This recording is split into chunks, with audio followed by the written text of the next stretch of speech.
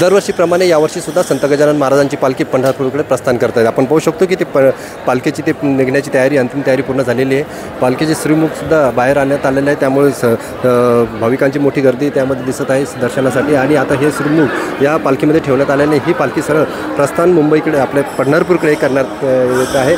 त्यानंतर हे भाविक त्यांच्यासोबत जाणारे या पालखीमध्ये कमीत कमी 500 वारकरी यामध्ये सामील होणार आहे। तसेच हे 55 वर्ष या पालखीचं असून आता ही पालखी पंढरपूरला 18 जुलैपर्यंत पंढरपूरमध्ये पोहोचणार आहे आणि त्यानंतर ती पालखी परतीच्या मार्ग होणार आहे। पण आज शेगावमध्ये प्रचंड गर्दी भाविकांची दर्शनासाठी झालेली आहे।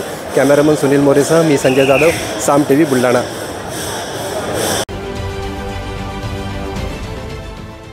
देश विदेशातील प्रत्येक घडामोडींचे लाईव्ह अपडेट मिळवण्यासाठी आता साम टीव्हीच्या सर्व सोशल मीडिया प्लॅटफॉर्मला लाईक, फॉलो आणि सबस्क्राईब करा।